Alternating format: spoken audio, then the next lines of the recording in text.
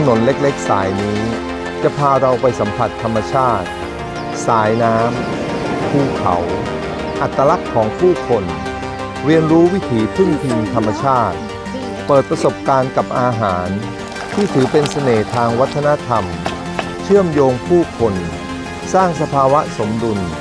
และเป็นกุญแจสำคัญของภูมิคุ้มกันที่แข็งแรง Remarkable Tales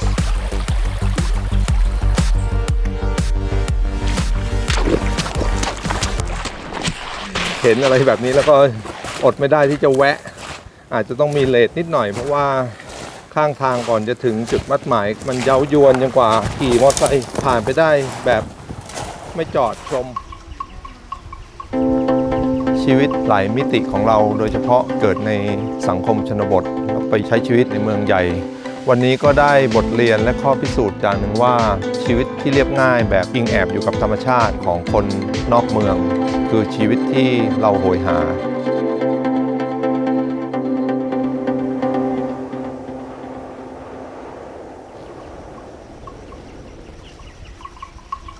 ก็วันนี้ได้ชวนยูทูบเบอร์สาวของเรามาด้วยเรามีโจทย์ว่าเราอยากได้คนโลคอลคนท้องถิ่นที่มีความสนใจในเรื่องการเดินทางการทำอาหารแล้วก็โดยเฉพาะอาหารที่ทำเพื่อสุขภาพ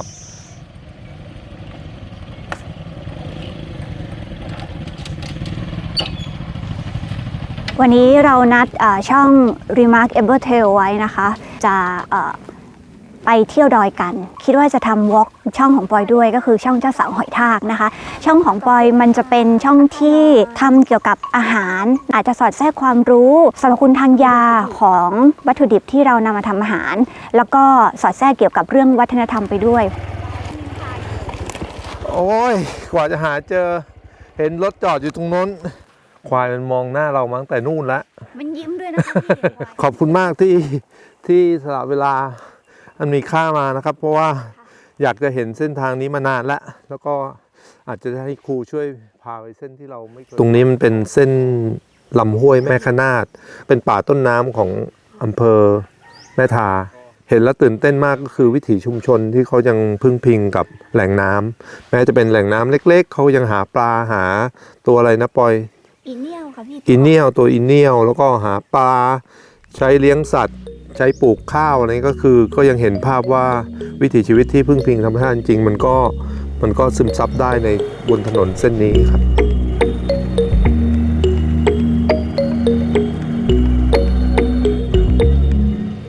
วิธีการไปถึงจุดหมายมันมีหลายวิธีแต่เราคิดว่าวิธีที่เหมาะกับเราที่สุดแล้วก็คล่องตัวสะดวกที่สุดเราก็เลยเลือกใช้ยานพาหนะที่เป็นมอเตอร์ไซค์เราจะเห็นวิถีของชุมชนคนหาปลาเลี้ยงสัตว์เราก็จะเห็นผ่านเส้นทางสายน้ำตรงนั้น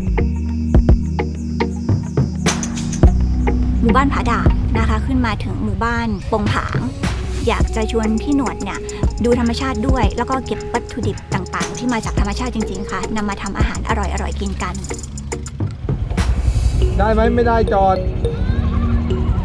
ไม่ได้แล้วครึ่งทางที่เราขี่เข้ามาก็สวยงามนะครับลำห้วยก็ยังทำหน้าที่ของมันไหลไปตามสภาพภูมิประเทศฤดูกาลประมาณ10 กว่าโลก็ได้ถึงแล้วครับถึงบ้านปงผางครับมันง่ายขึ้นไหมก็ยังเหมือนเดิมจากที่เรามาก็กินไอของบรรยากาศแบบลัดท้องทุ่งลัดริมห้วยไปก็ยังเหมือนเดิม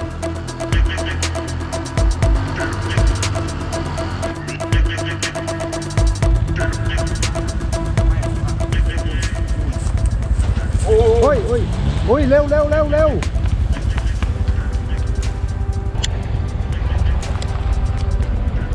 เจ็บไหม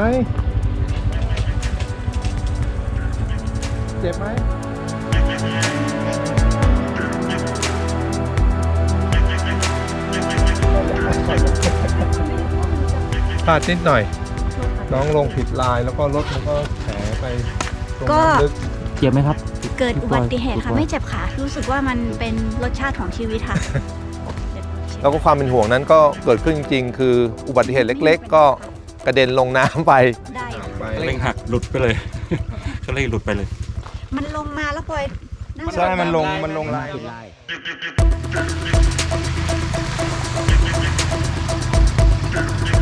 ครึ่งชั่วโมงจากผาด่าน เราวิ่งเลาะลำห้วยจนมาถึงหมู่บ้านแม่สะแงะ ซึ่งเป็นชุมชนเล็กๆ อีกชุมชนหนึ่งระหว่างทางขึ้นไปผาด่าน ซึ่งตรงนี้เราเห็นว่ามีแปลงผักออร์แกนิกเล็กๆ ซึ่งเราจะขออนุญาตเก็บไปทำอาหารกินข้างบนอีกทีหนึ่งแล้วก็เดี๋ยวคงได้เจอกับผู้ใหญ่บ้านถ้าโชคดีนะครับ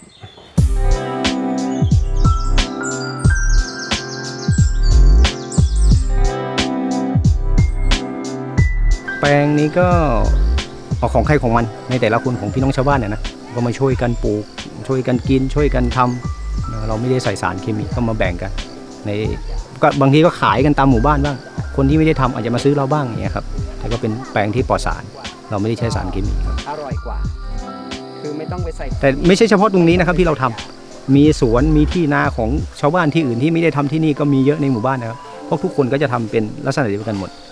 ก็เก็บไว้กินนะเรื่องของเรื่องนะครับ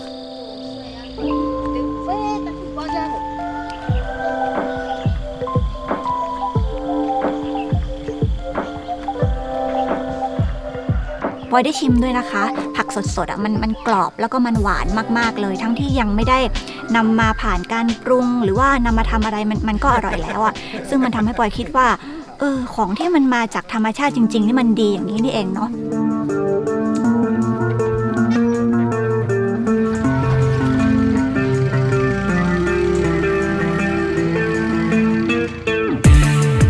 สัมผัสแรกที่ขึ้นมาปงผางเราก็รู้สึกว่า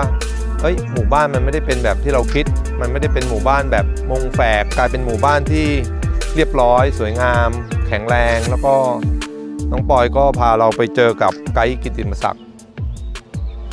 เหนื่อยกันไหมมาถึงแล้ว ก่อนนิดหน่อยค่ะพี่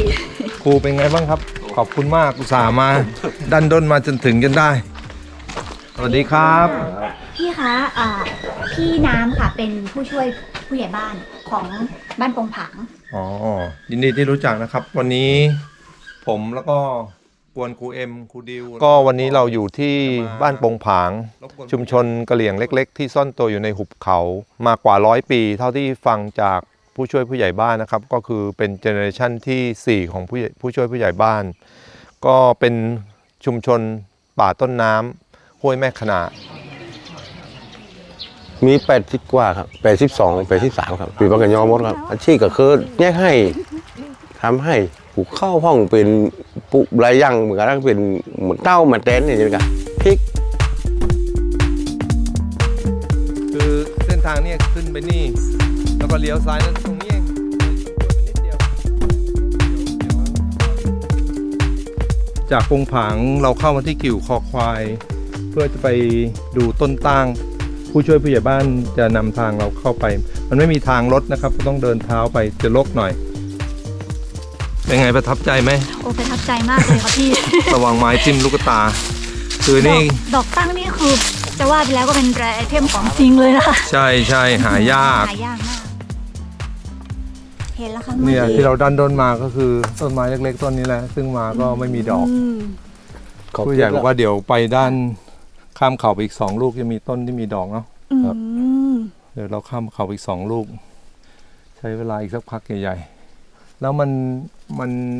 มีเฉพาะช่วงนี้เหรอครับหน้าแล้งเนี่ยครับ มีช่วงนี้ครับ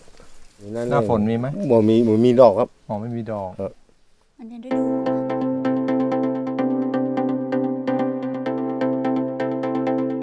ต้นดอกตาลเนี่ยเราก็ไม่เคยเห็นมาก่อนนะครับเสิร์ชดูข้อมูลมาก็เป็นต้นไม้สวยสูงโปร่งใบคล้ายๆใบมะละกอแล้วดอกก็เป็นช่อๆเป็นเม็ดอะไรเงี้ยเอาใบกล้วยนี่ทิ่มใบกล้วยนี่อุ้ยเฮ้ย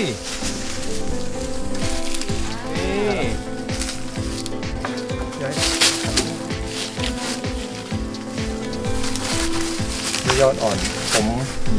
อะไรก็มาถึงแล้วขอชิมแล้วกัน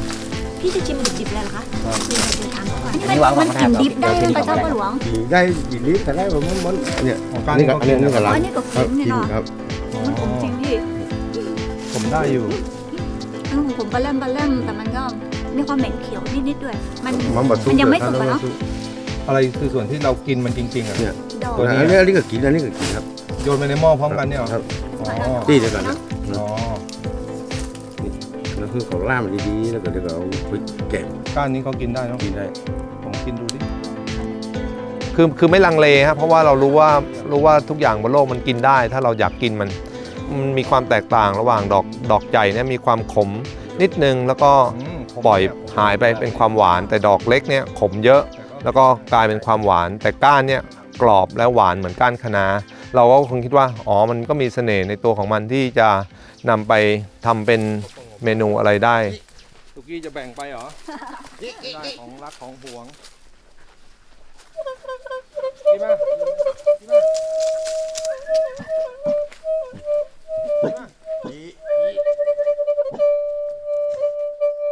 สวัสดีครับ สวัสดีครับ สวัสดีครับ อีทพี่อีทน้องอีทแล้วก็นี่ อีทอยู่ที่หมู่บ้านปงผางนี่นะคะ ก็มาขอให้อีทช่วยทำเมนูอร่อยๆให้ทาน ซึ่งวันนี้อีทก็น่าจะเอาไปแกงกับเนื้อนะคะ ดอกสองอย่างในรสชาติจะไม่เหมือนกันนะครับเนี่ยถ้าดอกประมาณเนี้ยมันจะขมอมหวาน แต่อันนี้จะออกขมนำเยอะหน่อย ส่วนก้านเนี่ยครับเราสามารถแกงได้ทั้งอันเนี้ยตัดอ่อนนี่ครับเราปอกใช้มีดปอกเนาะแล้วก็แกงข้างในครับก็เหมือนไอ้ข้างในมันจะเหมือนคะน้าคือดอกตั้งเนี่ยมันจะมีขนอ่อนๆนี่ครับเราต้องล้างไอ้นี่ให้สะอาดก่อนนะครับเนี่ย เชฟอีทกับเชฟกิจซึ่งเป็นครอบครัวน่ารักเอาดอกไม้สวยของเราเนี่ยไปทำเป็นเมนูพิเศษ ด้วยความที่กิจมีความเชี่ยวชาญเรื่องทำอาหารอยู่แล้วเขาก็เข้าใจลักษณะเฉพาะของดอก แล้วก็เขาก็คิดว่าเขาควรจะทำอะไรให้เรา ควายนี่เป็นควายในหมู่บ้านของผาด่านนะครับ ซึ่งรสชาติมันจะแปลกกว่าที่อื่น เพราะว่าเขาเลี้ยงในป่า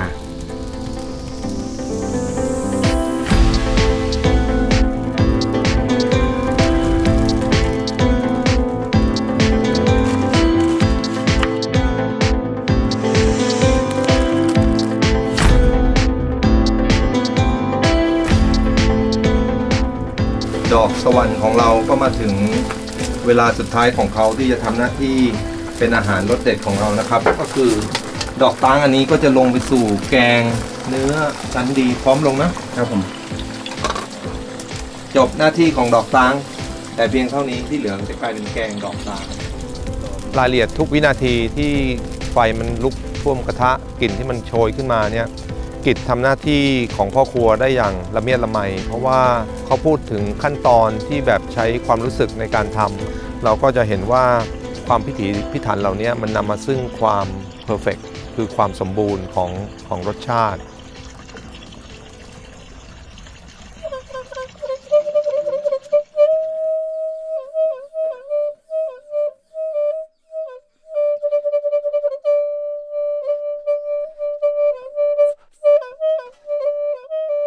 เรื่องรสชาติมันก็เป็นบัตรเจกนะครับก็คือว่าใครชอบแบบไหนลิ้นไปแบบไหนก็ไปแบบนั้น แต่เราคิดว่ามันคือสิ่งพิเศษสำหรับเราในวันนี้ แกงเนื้อย่างดอกตั้ง ไอ้นี่นองซางเลยลำจะใหญ่ คนเรียกร้อง แล้วก็ทวินหาอยากจะมาใกล้ชิดกับธรรมชาติมากขึ้น ส่วนมันจะเป็นไปได้มากหรือน้อยสักแค่ไหนปอยคิดว่ามันขึ้นอยู่กับแต่ละบุคคล ความสมดุลของชีวิตมันมีจริงอยู่ที่มิติแต่ละคนว่ามากน้อยแค่ไหนนะครับ ประเด็นเรื่องอาหารที่มีวัตถุดิบจากแหล่งที่มาธรรมชาติเนี่ยเป็นประเด็นที่เราอยากจะหยิบขึ้นมาพูดคุยในมุมของเราว่าเรามองมันยังไง แล้วก็เราอยากสร้างประสบการณ์ อยากสร้างแรงบันดาลใจให้ใครก็ตามที่มีโอกาสผ่านมาเจอเราตรงนี้ อยากให้ได้หยิบเก็บไปใช้ให้เป็นประโยชน์ สวยงามได้มากกว่าที่เราเห็นเนาะเดี๋ยวพี่จะแบ่งให้ปอยอันเดียวพอไหมดอกเดียว เดี๋ยวนี้เราเอากลับไป อันนี้มันต้องถูกส่งไปถึงมือผู้เชี่ยวชาญที่กรุงเทพเพื่อครีเอทปอยช่วยถือพี่ใช่รังสรรค์เมนูที่พิเศษ เราไม่รู้นะ เดี๋ยวไปว่ากันตรงนู้นอีกทีนึงเจอกันทริปหน้า โอเค ซึ่งประเด็นเรื่องอาหารเนี่ยมันก็เป็นประเด็นสำคัญ ซึ่งเราก็ละทิ้งไม่ได้ เพราะว่ามันคือต้นทางของโรคภัย เพราะฉะนั้นเราก็อยากจะให้ทุกคนมีความรู้สึกมีจิตสำนึก มีแรงบันดาลใจ ก่อนจะเอาอะไรเข้าปากก็คิดก่อนว่าต้นทางมันมาจากไหน